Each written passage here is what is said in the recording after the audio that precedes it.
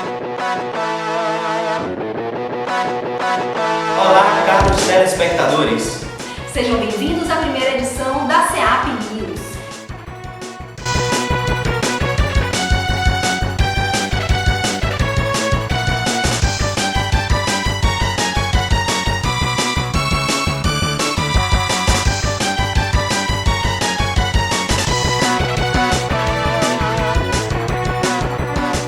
Iniciaremos o nosso programa levantando os seguintes questionamentos.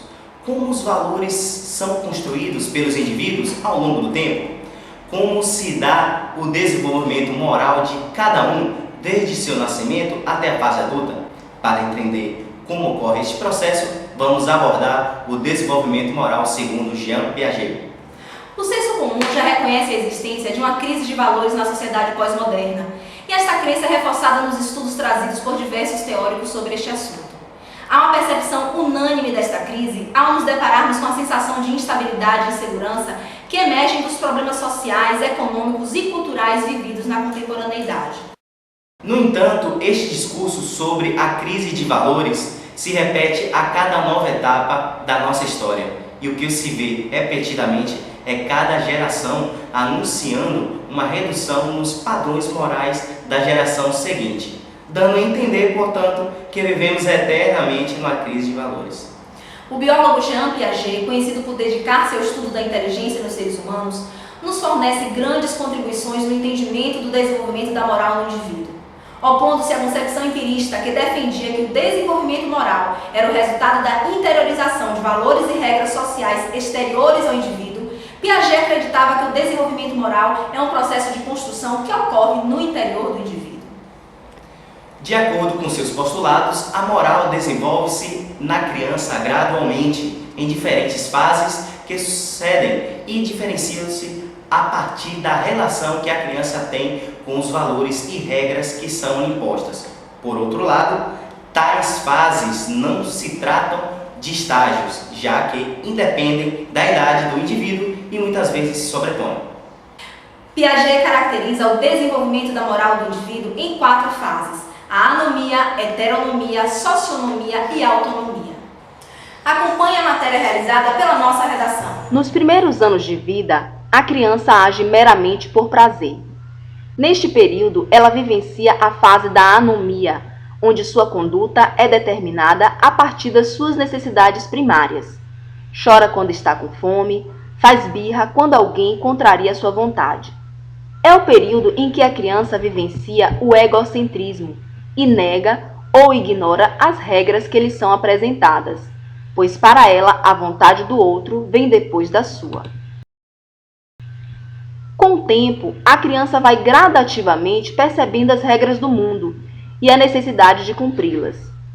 Não porque acredita que é o melhor para ela ou para os outros, mas sim porque sente-se obrigada a cumprir e teme qualquer punição.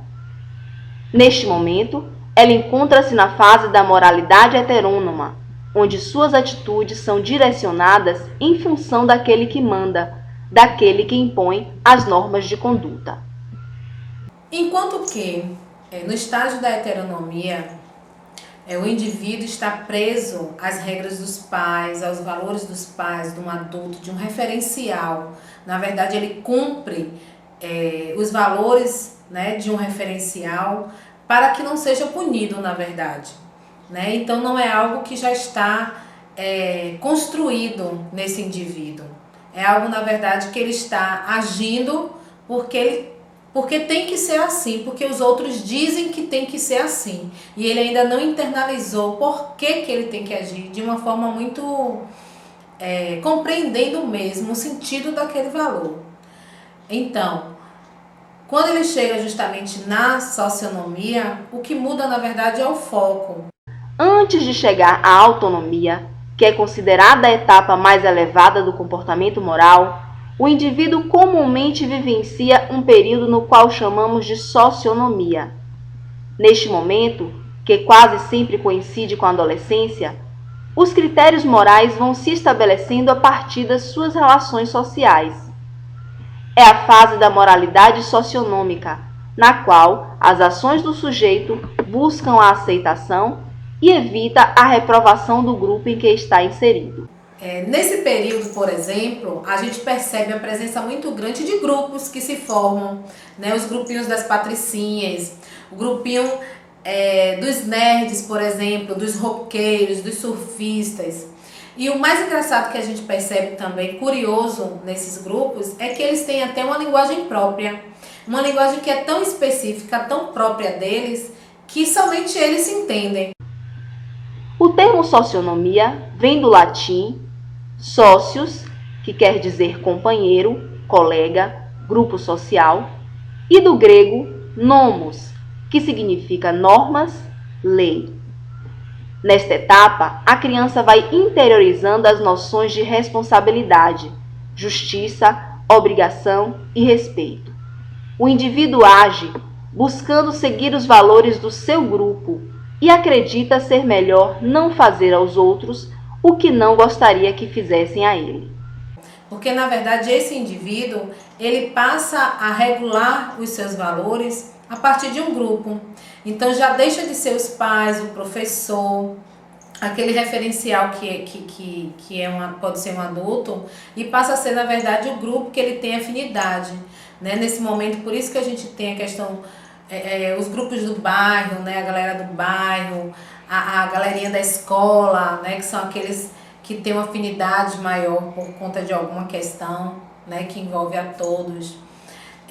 E a gente pensa da seguinte forma: quando esse indivíduo está nessa fase da socionomia, ele acata as regras do grupo, ele é condizente com aquilo que o grupo pensa, mas ele ainda não está, ainda está em processo de construção, a chegada dele até a autonomia. Com o desenvolvimento intelectual e as experiências de socialização, o indivíduo vai deixando de pautar suas atitudes naquilo que os outros determinam e passa a se governar fundamentado nas ideias que acredita, caminhando para a autonomia.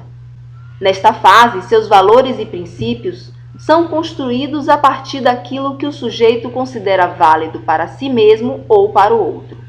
A fase da socionomia, né, é importante destacar que exige uma atenção muito especial dos pais, né, um olhar muito criterioso em como é que esse filho está se relacionando, né, com o grupo, com esses amigos.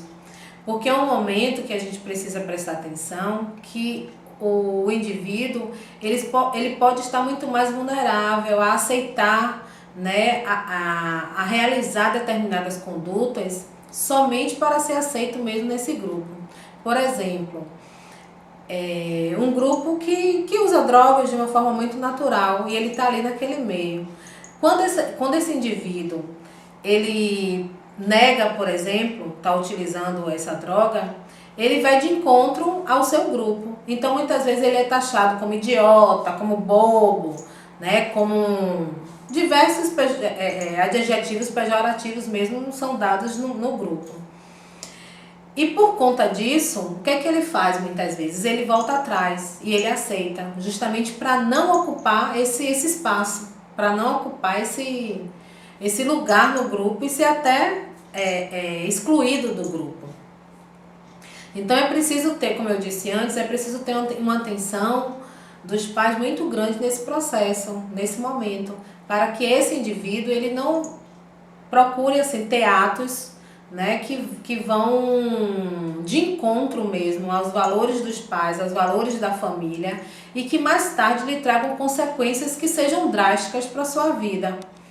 É por isso que deve se haver nesse momento uma relação muito harmoniosa entre pais e filhos, para que na verdade haja o entendimento de que o valor é algo que deve estar presente naquele indivíduo e ele deve agir condizente a esse valor, porque vai lhe trazer bem, porque vai lhe fazer o bem.